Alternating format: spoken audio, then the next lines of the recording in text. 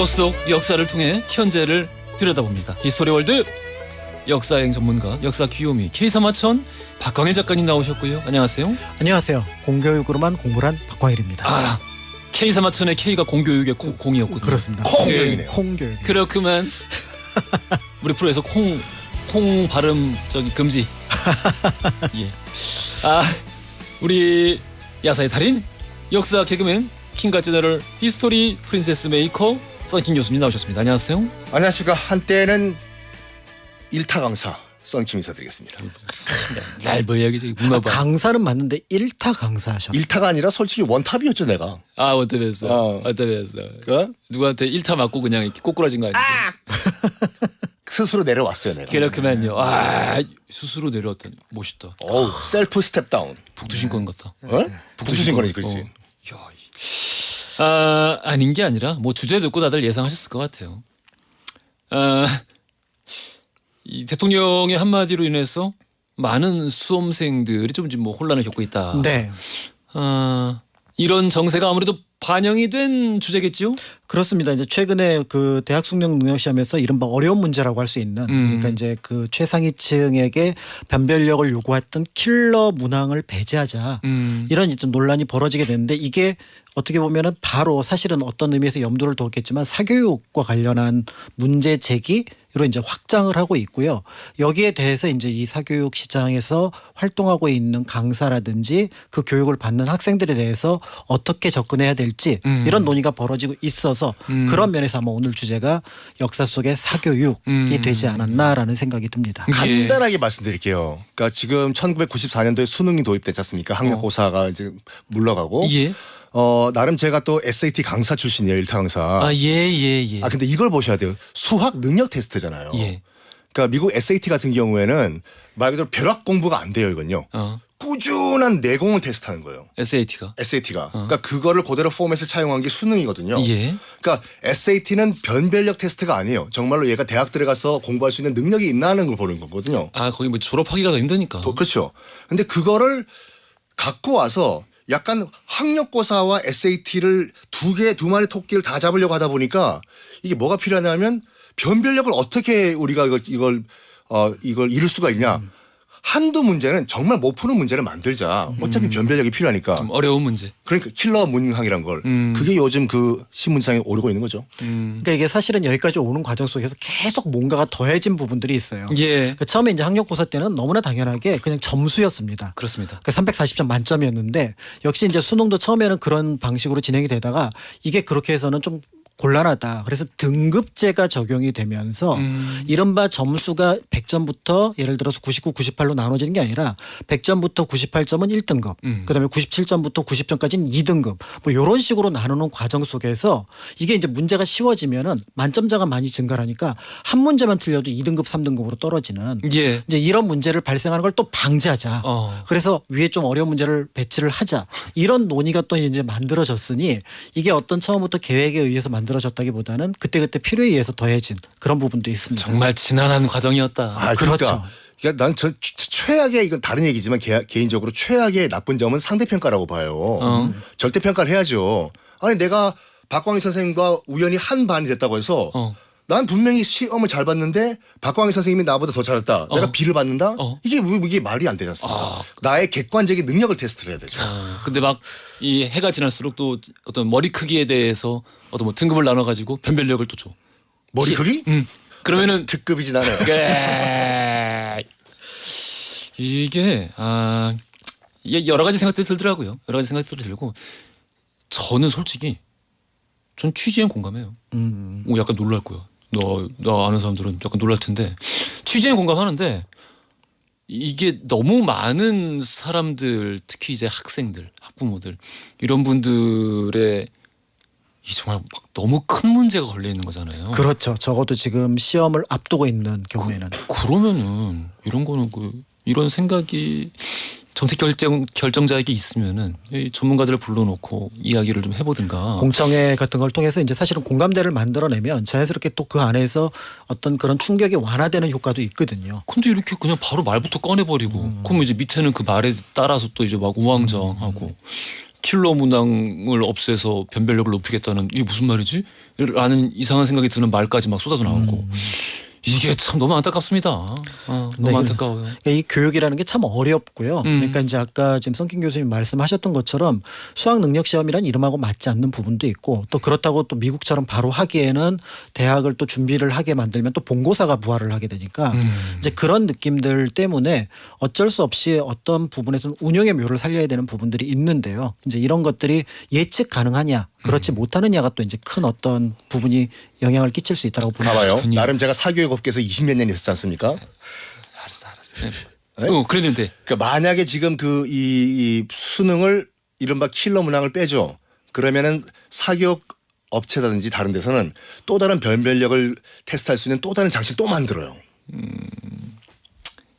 그래요. 알겠습니다. 이게 어떻게 마무리가 될까요? 난 학력고사가 좋았던 것 같아. 학력고사 세대요? 아니죠, 이제 수능 초기세. 학력고사 세대시잖아요. 전 SAT 세대입니다. 거짓말. 알겠습니다. 자, 우리 그 역사 속의 사교육을 돌아본다? 네. 어떤 얘기를 하게 될까요? 그러니까 지금 이제 간단하게? 사교육과 관련해서 역사 속에 보면은 그런 비슷한 모습들이 나타나거든요. 그러니까 이제 사교육은 사실은 이제 공교육에서 보는 시험을 잘 보기 위해서 공교육이 제공하지 못하는 서비스를 별도로 구매를 하는 겁니다.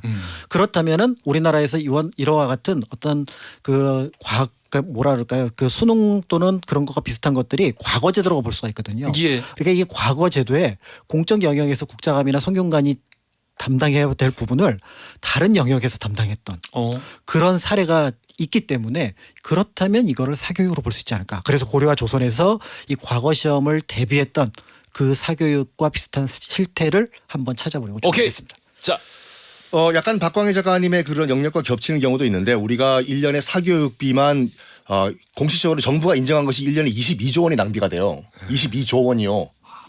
그러면 우리나라가 왜 어떻게 사교육 특히 영어 교육에게 광풍이 불게 됐나. 대박이구나. 그 시작이 어떻게 되고 그 시작은 무엇이었냐 말씀드린 다음에 지금 왜 하필이면 수많은 그 동네 가운데서 강남에서 대치동에 학원들이 몰리게 됐나. 요걸 한번 쭉 이해 한번 가볼게요.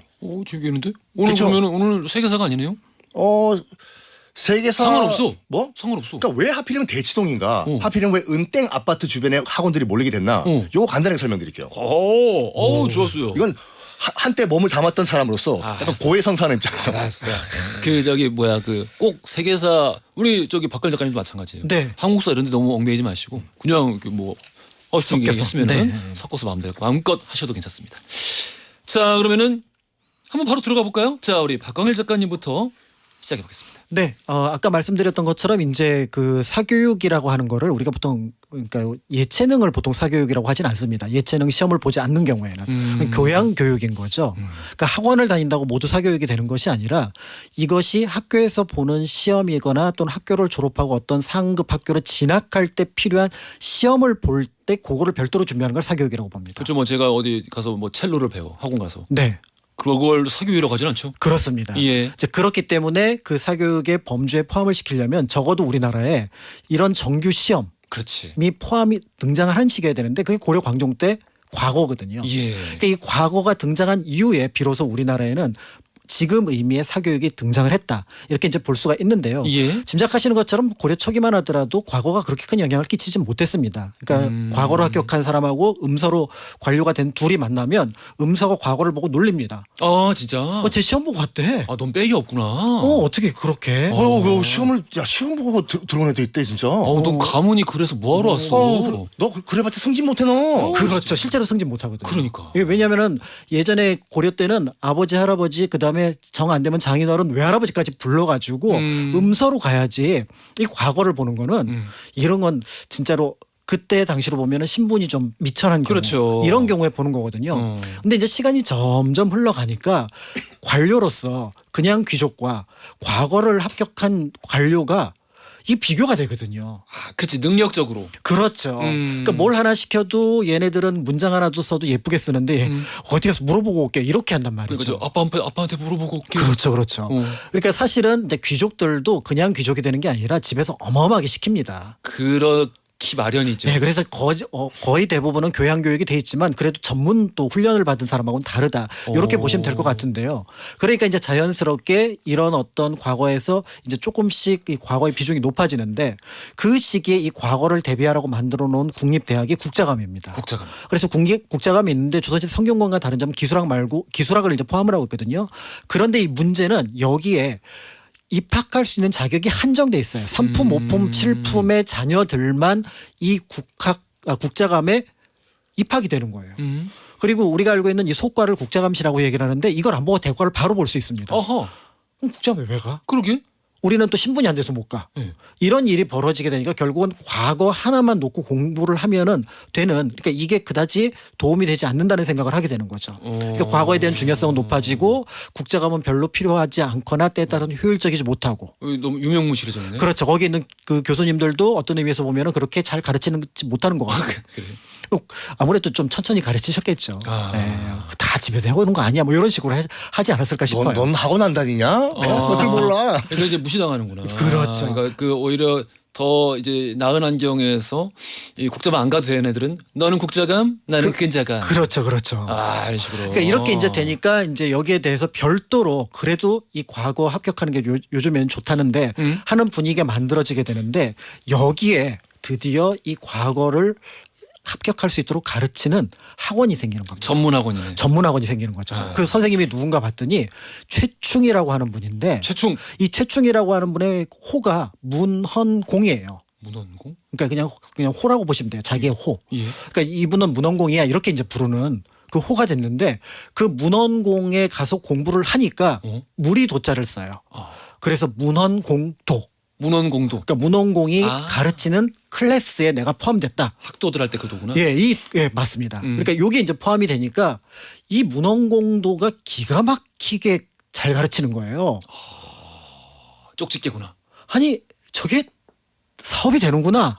라고 다른 분들이 관심을 가지면서 무슨 도가 생겨가지고 서른도. 이야, 나보고는 하지 말라고 하면서 자기는 하네. 이 정도는 뭐 괜찮지. 이 정도 서른도 예. 나임 잘 타네. 예. 네, 그래서 뭐 홍문공도, 광원공도 이런 어떤 도가 생겼는데 그걸 나중에 이렇게 쭉 후대 역사가들이 정리를 해보니까 12개인 거예요. 그래서 12공도. 12공도. 그러니까 이게 지금 고려 언제예요? 고려 때 중기에. 중기. 예. 그러니까 이제 그 무신정권 바로 직전에 있었던 이 시기거든요. 그러니까 여기에 이제 그 많은 어떻게 보면 사립 학원들이 생기게 된 건데요. 특히 이 문헌공도가 어마어마하게 잘 가르쳐서 결국은 여기는 또 들어가면은 클래스를 9개로 쪼갭니다. 그 안에서 또 쪼개는구나. 그래서 문헌공도 안에는 구제가 있었고요. 그럼 이 공도를 창시한 이분들이 누구냐? 과거 출제자들입니다. 아, 출제자들이 직접 학원을 차렸어? 그러니까 예전에 내가 한때 과거에 시험 출제자였어. 이런 분들이 여기에 다 학원장들의 노릇을 하는 거죠. 안녕하세요. 저기 그 SAT 출신입니다. 이러면서. 그렇습니다. 그리고 제가 직접 뭐 몇 년도 시험 문제는 제가 식년시 과거는 제가 출제를 했고요. 장난 아니다. 그 별시도 제가 출제를 했고 이렇게 하는 거죠. 당연히 이분들의 실력이라는 거는 이제 성과로 어떻게 보면은 알 수가 있는 거잖아요. 근데 그래도 되나? 그렇게 했었어요. 그러니까 이제 실제로 이제 조선시대 같으면 이런 분위기는 아니었는데 고려 때는 이게 가능했던 거죠. 그리고 이제 자연스럽게 여기서 가르치는데 커리큘럼이 장난이 아니에요. 예를 들어서 우리 봄에 공부하고 여름에 쉬었다가 다시 가을에 만나자. 아, 공반기도 있어? 보통 그렇게 하거든요.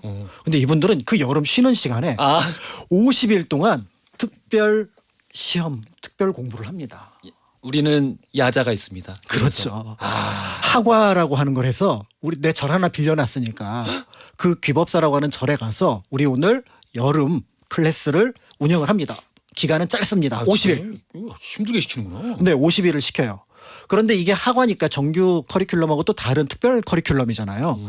특별 강사를 초빙합니다. 특별 강사? 네. 설마 뭐 현직 이런 건 아니겠지? 비슷합니다. 바로 이번 시험에 합격하고 이러면 안 되지. 이번 시험에 합격하고 아직 발령을 못 받은 선배. 그나마 그건 낫다. 아직 발령 직전. 왜냐하면 예전에는 과거에 합격한다고 발령까지 가는 길이 굉장히 길었거든요. 그러니까 요 쉬는 시간에 와서 강의 좀 해라. 그러니까 노하우가 따끈따끈한 거지. 그러니까 바로 내가 3년 전에 2년 전에 1년 전에 별시를 봤는데 이런 요즘의 추세더라. 그러니까 이런 방식으로 가르치니까 학생들이 열광할 수밖에 없고요. 그리고 이 학과를 굉장히 스파르타식으로 합니다. 그래서 1번, 2번, 3번 나와 하면서 초에 불을 딱 붙여요. 초에다가 금을 거놨습니다. 뭐지? 그래서 문제를 하나 줍니다. 예를 들어서 뭐 최근에 있었던 사회 문제에 대해서 논하라. 근데 요 줄이 떨어질 때까지 이 초가 녹아서 이 줄이 갈 때까지 그 답을 내야 돼요. 그러니까 굉장히 순발력이 필요하거든요. 과거 시험은 하루 만에 보는 거잖아요. 그렇죠. 이 순발력이 필요한 거니까 그 순발력을 여기서 기르는 테스트를 계속하고 그런 과정 속에서 일정하게 성공을 하면은 그러니까 임시 테스트긴 하지만 성공을 하면 또 축하해 주는. 그럼 여기서 배우는 커리큘럼은 대부분 어찌됐든 다 논술 교육인가요? 그렇죠. 당시의 모든 과거 시험은 시부라 그래서 어떻게 보면 대책이라든지 이런 어떤 문장을 쓰는 경우도 있지만 그러니까 약간의 그 정해진 방식의 문장을 쓰는 거거든요. 그러니까 논술이지만 거기에 내용을 포함시켜야 되는 부분들이 있고 조선이랑 비슷하네. 그렇죠. 거기에 덧붙여서 이제 과거의 고사라든지 현재의 문제라든지 이런 것들을 어우러지게 하는 그런 기술을 가르치게 된 겁니다. 그렇군요. 야, 이거 흥미로운데? 네. 그러니까 이제 이 정도가 진행이 되면은 당연히 여기에 이것을 이용했던 고객, 이제 학생이 등장을 하는데요. 이 학생이 이제 그 유명한 이규보.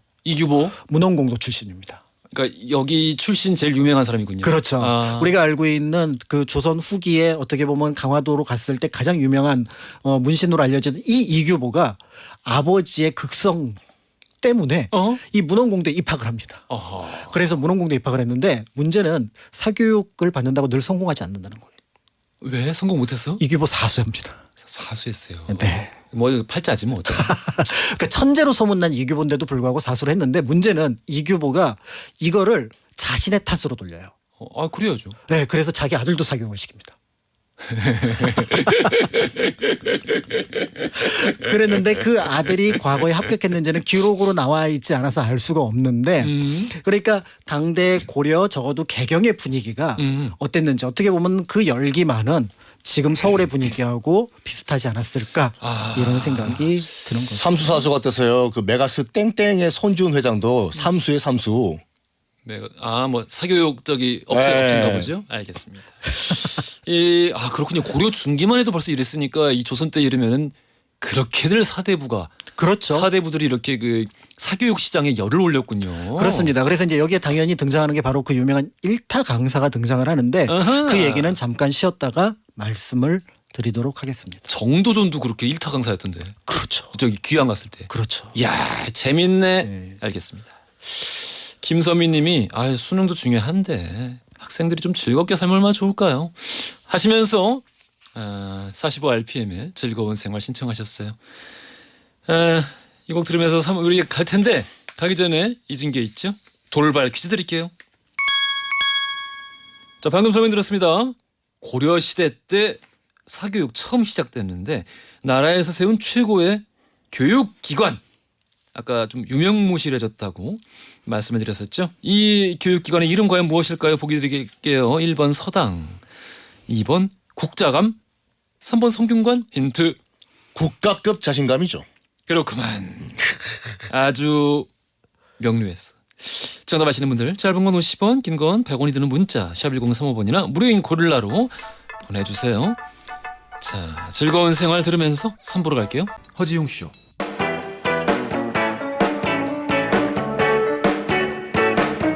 그래 알고 있어 심심한 걸 졸린 점심시간 너무나 싫어서 라디오를 들으면서 혼자서 달리는 12시 5분 그 여름날 밤 라디오의 음악 속에 잊을 수도 없는 춤을 춰 귓가를 울리는 운디 목소리에 믿을 수도 없는 꿈을 꿔 이제는 정오의 바쁜 햇살 아래 헤드폰을 쓰고 춤을 춰 귓가를 울리는 슬픈 음악 속에 나눌 수도 없는 춤을 춰 여러분은 지금 삶이 행복해지는 순간 허지웅 쇼를 듣고 계십니다.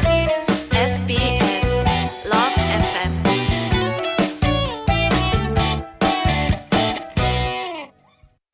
허지용 쇼 3부로 돌아왔습니다. 히스토리 월드. 자, 오늘 역사 속 사교육 관련된 이야기 나눠보고 있죠. 서지아님이 이 코너 처음 듣는데 주제 재밌네요. 큰일 나셨네요. 지금까지 뭐 하셨어요? 3년 동안. 이제 어서 오세요. 네. 큰일 나셨어요. 이제부터 예. 그 많은 시간을 어떻게 다 써야 하실지. 예, 이제 저기 정주행 하셔야 되는데 큰일 났네. 자, 말씀드린 것처럼 팟캐스트로 정주행도 하실 수 있지요. 자, 우리 앞서서 고려대의 사교육 이야기까지 우리가 한번 들어봤는데. 네, 거기서 이제 일타 강사 얘기하고 일단은 정리를 하도록 하겠습니다. 네. 충렬왕이 이런 표현을 한 것이 고려사 절요에 나오는데요. 이 노인은 비록 벼슬을 하지 않았다. 그러나 남을 가르치는데 게을리하지 않아 제자들을 성공으로 이끌었다. 어찌 공이 적다고 하겠는가. 상을 내려라 라고 해서 실제로 상을 내렸습니다. 그게 누굴까? 이게 강경용이라는 분인데요. 강경용. 예, 이분이 조선시대까지 굉장히 유명했던 분이에요. 이게 왜 유명했냐면 이제 왕실의 어떤 사람이 잠깐 자기가 아는 지인 집에 놀러 갔습니다. 예. 근데 놀러 갔는데 옆에서 밤새도록 누가 소음을 내는 거예요. 막 잔치를 하느라고. 시끄럽게 밤이 됐는데 잠도 안 자고 항의를 하러 갔나 봐요. 항의를 하러 갔는데 보니까 잔치를 하고 있던 거였죠. 그 시간에. 밤새도록. 야. 아니 그래도 무슨 잔치를 밤새도록 하지? 라고 해서 이제 뒷조사를 한 겁니다. 왕실 예. 사람이니까. 예. 그랬는데 알고 봤더니 강경용이라고 하는 분이 자신이 가르쳤던 제자 10명이 속과라고 할 수 있는 진사생원에 모두 합격을 해서 그들이 순번으로 돌아가면서 잔치를 베풀고 있어서 자연스럽게 밤새도록 잔치를 한 거고요. 그러면은 이 층간소음이 앞으로 열흘 동안 지속된다는 거네요. 그렇죠. 그러니까 이제 이 상황이 너무 감동적이었던 거죠. 어떤 감동이라고? 분이었길래 잘 가르쳤으니까 모두 합격했으니까. 음. 그래서 이거를 이제 충렬왕한테 가서 얘기를 했더니 그러니 충렬왕이 이 강경용이라는 분이 정말 대단하다. 그래서 상을 내려야 된다라고 했는데 지금으로 치면 이제 일타 강사가 되는 거고 이분의 명성은 조선시대까지 이어져서 조선시대 초기에도 누구가 선비가 요즘에 학생들을 잘 가르친다. 그렇죠. 근데 그분이 그 사람들이 사실은 이 고려 때 강경용과 같은 사람이다. 이렇게 얘기를 하면은 정말 잘 가르치는 사람. 약간 대명사가 됐구나. 그렇죠. 그러니까 일타의 대명사가 됐던 그런 어떤 사례가 있는데 결국은 이것이 이제 우리가 알려고 했던 고려 때 이제 사교육의 모습이었고요. 근데 이게 또 의외의 반응을 보여준 사람이 있습니다. 중국 송나라에서 온 사신이에요. 예. 그러니까 중국이 볼 때 고려는 작은 나라고 변방에 있는 나라거든요. 근데 각 지역마다 학교가 있고요. 그렇죠. 각 지역마다 이런 사교육에 대한 열기가 있고 교육률이 좀 심하지. 굉장히 높은 거예요. 그러니까 약간 제가 그 문장을 봤을 때 느낌은 자존심이 상하는 것 같았어요. 이 송나라에서 보고. 근데 송나라 사신이 보고 고려 이제 땡땡 정도가 이렇게 공부를 많이 해? 어떻게 작은 나라가 이렇게 변방의 나라 공부를 많이 할 수 있지? 그런 느낌으로 문장을 써놓은 게 있습니다. 그러니까 이제 한편으로는 이제 내부로 볼 때는 그게 또 사교육이 이제 문제다라고 얘기를 하지만 외부에서 볼 때는 저렇게 공부를 하고 싶어하고 그 공부를 통해서 진학을 하고 싶어한단 말이야. 또 여기에 좀 감동을 받은 다른 관점도 존재할 수 있다는 점. 이제 그럼에도 불구하고 앞에 이제 문헌공도라든지 이규보의 사례에서 말씀드렸던 것처럼 이 교육은 보통 사람이 접근하고 싶다고 접근할 수 있는 영역은 아니라는 것. 그렇군요. 굉장히 많은 비용이 들어가고 최상위권만 이런 교육을 이용할 수 있었다는 점에서 이것이 또 이제 공교육에서 가지고 있는 장점하고는 상당히 배치되는 것. 이런 것들도 또 같은 시선으로. 그러니까 어떤 하나의 장면을 어느 관점에서 보느냐에 따라서 굉장히 다양한 평가가 내릴 수 있기 때문에 쉽게 평가하기 어렵고 또 그렇다고 또 쉽게 좋다라고 얘기하기 어려운 그런 부분들이 있는 것 같습니다. 그렇군요. 아니 오늘 이제 전 주제 이렇게 될 줄은 몰랐었는데 오늘 또 우연인가 아침에 어떤 그 짤방을 하나 본 게 있었는데 미국 거였어요. 전혀 그러니까 뭐 우리나라에서 만들어서 퍼뜨린 것도 아니고 거기서 만든 건데 어디서 구했는지 전무송 씨 얼굴을 거기다 갖다 붙여놓고 이 한국 부모님들이 아이들이 이제 받아온 성적을 보고 하는 말을 이렇게 쭉 써놓은 거야. 근데 A를 받았어. 에버리지. 평균했네. 우리 애. 하고 쭉 나오고 뭐 이렇게 C 맞았어. 클로젯. 옷장으로 들어가. F 맞았어. 가족을 바꿔라. 패밀리. 야, 이 미국 사람들도 약간 좀 그런 이 좋게 말해 교육열 이런 거를 좀 알고 있구나 생각하면서 약간 좀 창피하긴 했습니다. 자, 그러면은 우리 썬킹 교수님. 자, 아까 스파르타 교육을 말씀하셨잖아요. 그랬나?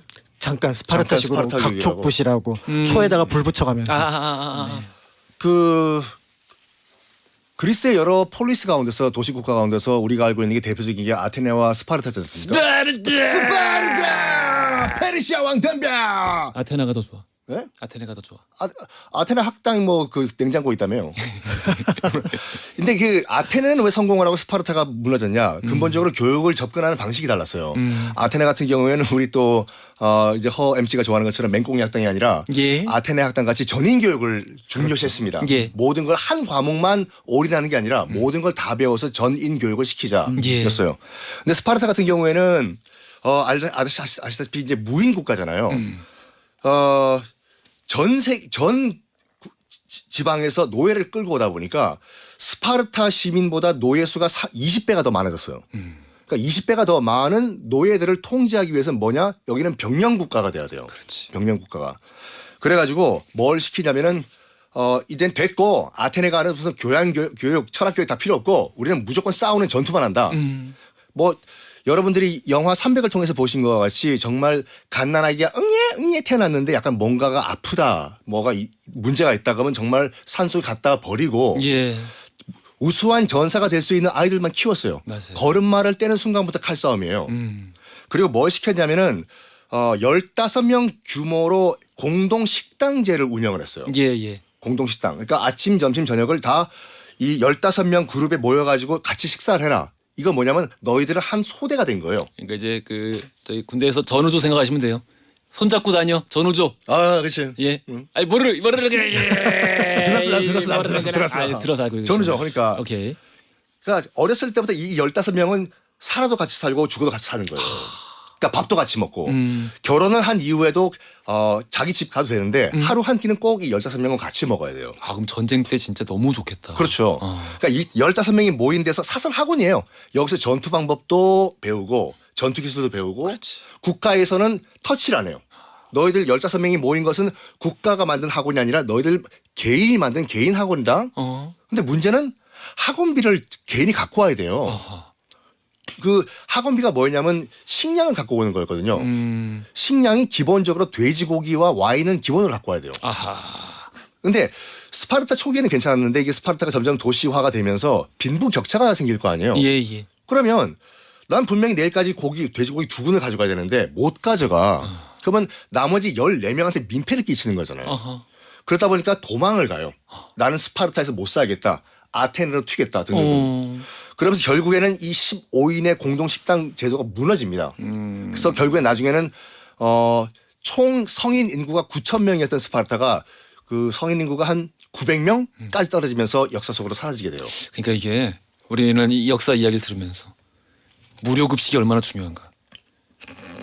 무료급식이 얼마나 중요한가에 대해서 바로 실감할 수 있지 않나. 야, 이 스파르타와 무료급식을 또 연계시키는 것도 능력이에요, 이거요. 아 이거를 자유 그 국가에서 좀 이거 사실 이 군대나 마찬가지인 건데. 맞아. 군대 징집하면서 왜 돈을 가져오래? 너 먹는 밥 그거 밥값 네가 내. 이런. 그러니까. 그러니까 망하지. 나라가 망할 수밖에 없죠. 그리고 아까 제가 말씀드린 거 영어 사교육비가 22조가 연간 든다고 했잖아요. 이게 제일 처음 누가 시작을 했냐면은 이하영이라는 인물을 우리가 꼭 기억을 해야 돼요. 이하영 아시죠? 네, 주미공사. 그렇죠. 그 외무부 대신요. 네. 아시다시피 1882년에 우리가 조미 수호 통상 조약을 강화도에서 체결하면서 예? 미국과 우리가 말이 안 통한 거예요. 이쪽은 아메리카가 앉았고 이쪽은 조선에서 앉았는데 서로 말이 안 통하니까 청나라에서 마건충이라는 통역사를 데려와요. 마건충. 그러니까 이중 통역을 한 거예요. 우리 관리가 한자로 마건충한테 청나라 관리한테 써주면 영어를 알았던 마건충이 미국인한테 조선 wants to thank you very much 통역을 해주고 또 미국 측에서 뭐라 하면 마건충이 오케이 hold on 한 다음에 한자로 써서 조선 관리에게 주고 이게 너무 복잡한 거야. 그렇지. 그래서 82년도에 체결된 조미 수호 통상 조약 같은 경우에는 너무 미국 측에서 봤을 때 너무 많이 부족해. 됐고 5년 후에 영어 공부하신 다음에 다시 하자고 가요. 예. 그 정도 약간 저 미리견이라는 미국이 어떤 나라길래 저렇게 중국 측에 소개해 준 거잖아요. 그렇죠. 조선이랑 수호 통상 조약 하라고. 가서 미국 보고 와라. 해서 민영익 등등등을 보낸 것이 83년도에 모빙사지 않습니까? 이제 눈 뒤집어지지. 우와 엘리베이터 처음 보고 에디슨이 개발한 전구 처음 보고 맨하탄 그 마천루 처음 보고 기차 처음 타보고 기차 처음 타보고 난리 났지 뭐. 나 돌아왔어요. 보고를 한 거야. 민영이 홍영식 등등등이 전하 미국 갔다 왔더니 아메리카 넘버원입니다. 그래? 그러면 우리가 미국을 따라가려면 영어를 공부해야 되는 거 아니냐? 아하. 영어를 할 사람이 없는 거예요.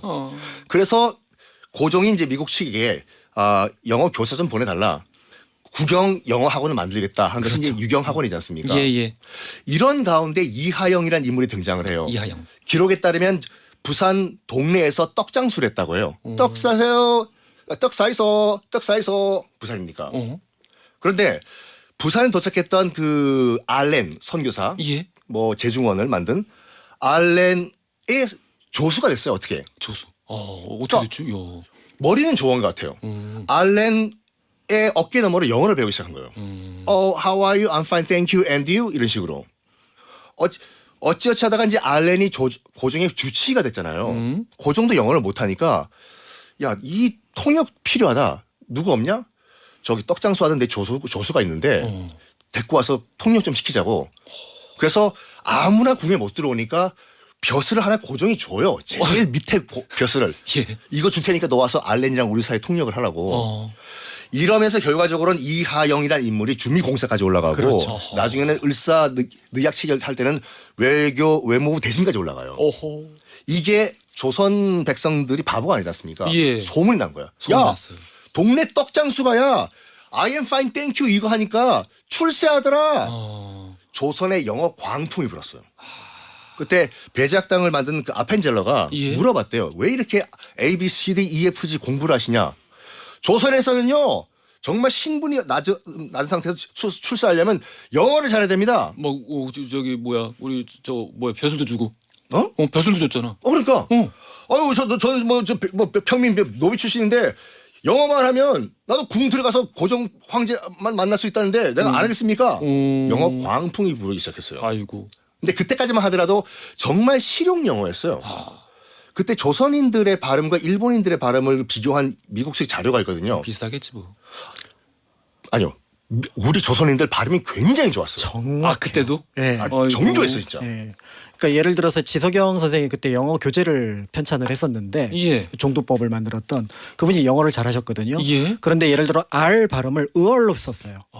그러니까 훨씬 더 정확하게. 왜냐하면 한글이 가지고 있는 장점을 최대한 살려서 가장 현지 음가에 가깝게 표현을 하니까 우리는 지금 R 배우지만 의얼 하면은 우리가 어떤 발음을 할 때 정확하게 라디오 뭐 돌고 들어가잖아요. 예. 그러니까 이 발음이 그 당시 이미 미국 이게 한 30년 전, 20년 전의 교재예요. 야, 130. 깜짝 놀란 게 뭐냐면 사실 그 미국 선교사가 기록한 거 보면 L 발음할 땐 앞에 을 발음하면 정확한 발음이 나와요. 그래서 라이언 같은 경우에 사자를 라 앞에 조그맣게 을 썼어요. 라이언. 라이언. 이렇게 미국인들이 깜짝 놀랄 만큼 영어에 일치월장을 하고 있던 조선에 큰 또 악재가 하나 등장합니다. 악재.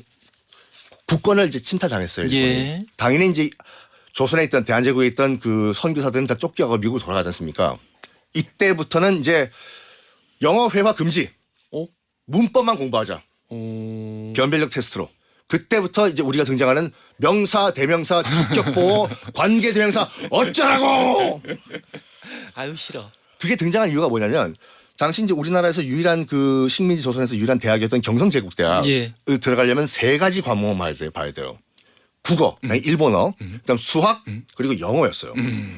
철저하게 변별력 테스트였습니다. 그래서 저도 그때 경성제국대학 입학 시험을 봤는데 영어 시험 입학 시험을 보셨어요? 봤어요. 아유 훌륭하십니다. 몇 년 전에 태어나셨길래? 아니 그때 본 게 아니라 예. 사료로 남아 있는 거 봤다고. 사료로 남아 있는 거 봤다고. 아니 뭐 이제 평소에 그런 말씀 워낙 자주 하시니까. 내가 무슨 도깨비도 아니라 예. 사실 나이 많아요 저. 예. 나름 영어를 잘하는 제가 봤을 때도 못 풀 정도의 어려워. 셰익스피어의 고어 지문을 이리 꼬고 저리 꼬고 한 거예요, 이걸요. 그럼 미국인도 몰라요. 영국인도 모르고. 저번에 제가 EBS에 있을 때 예. 영국 옥스퍼드 대학교에서 셰익스피어 고학을 전공을 하는 5명의 영국인 박사 과정생들을 초청해서 EBS에서 무슨 프로그램을 하나 만든 적이 있거든요. 예. 영국인이에요. 셰익스피어학 전공이에요. 노량진에 데리고 갔어요. Come here. 이게 코리아 폴리스맨이 봐야 되는 체급 공무원 시험 영어입니다. 셰익스피어인 노량진. 못 풀어. 영국 셰익스피어 박사가. 아, 스미스 박사. 이런 단어 본 적 있냐고. no. 못 봤다고. 고어였나? 예? 고어였나? 그래서 이런 시험 왜 보냐고. 그러니까 자기들도 처음 보는 단어인데 검색해보니까 나오는 단어예요. 그래서 얘기했죠. 코리아에서는 경찰 되려면 이 시험 통과해야 된다고.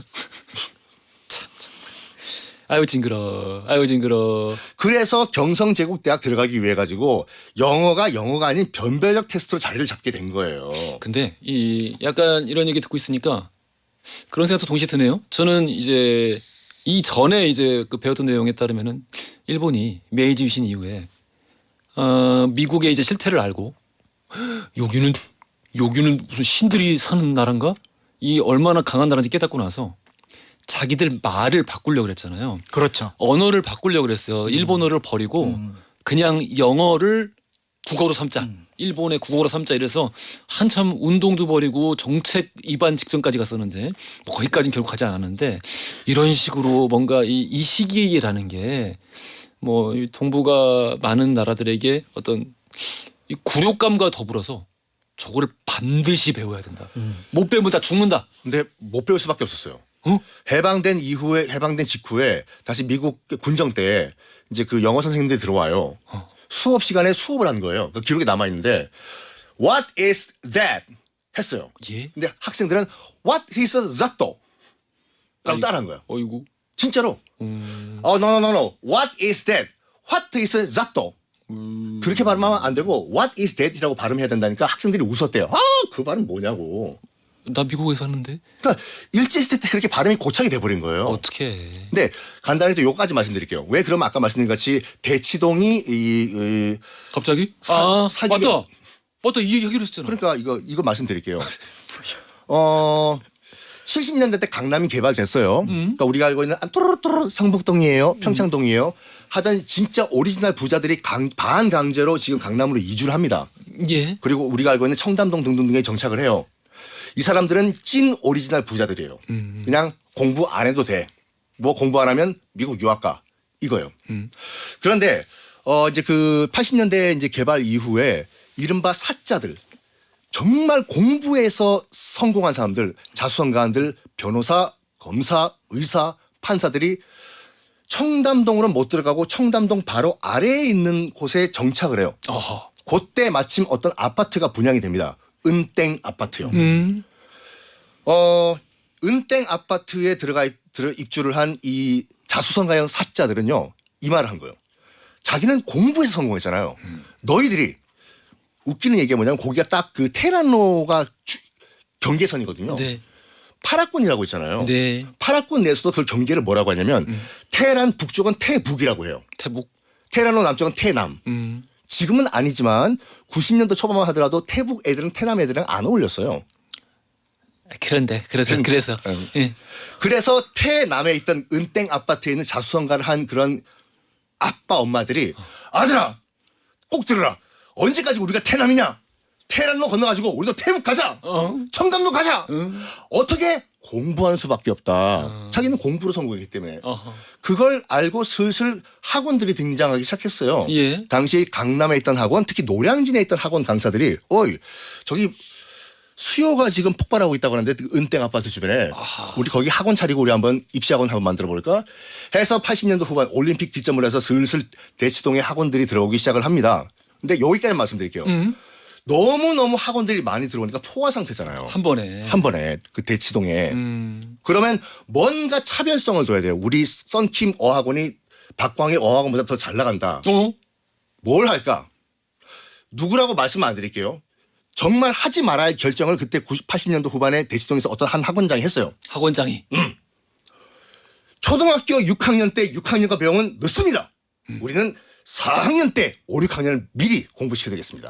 선행학습이 그때 등장을 해요. 근데 되게 선행학습의 역사가 그럼 되게 오래됐네? 아니요, 한 30년밖에 안 됐어요. 30년이면 오래됐지 뭐. 그래요? 하긴 선행학습이라는 게 저는 그 가장 뿌리가 뽑혀야 되는 것이 중학교 때 배울 건 중학교 때 배워야죠. 그렇죠. 초등학교 때 왜 배워? 그러니까 사실은 그렇게 되니까 이제 기존의 그 사교육 같은 경우는 공교육을 보완하는 개념이었는데 예. 이게 공교육을 앞서 나가다 보니까 공교육이 죽어버리는. 학교에서 그냥 선생님 말씀도 안 듣고. 그렇죠. 예. 이미 다 배운 거라든지 또 거기에서 배울 거라든지 이런 생각을 하는 그런 문제가 발생을 한 거죠. 아, 끝? 네? 끝? 다음번에 사교육 파트 2 할게요. 파트 2도 있어? 파트 2는 어떤 내용이에요? 지금 우리가 알고 있는 그 뭐 연봉 200억 강사들 이 어떻게 해서 그 자리에 올라가게 됐나? 강사들 약간 공격하는 거예요? 아니요. 오, 알겠습니다. 역시 친정부. 뭐? 집에 갈래요. 자, 오늘 돌발 퀴즈 정답 2번 국자감이었죠. 김다연님, 문준배님, 7205 쓰시는 분 세 분께 선물 보내드리겠습니다. 자, 오늘 역사 속 사교육 관련된 이야기 살펴봤어요. 지금까지 박광일 작가, 선킴 교수였습니다. 감사합니다. 감사합니다. 감사합니다.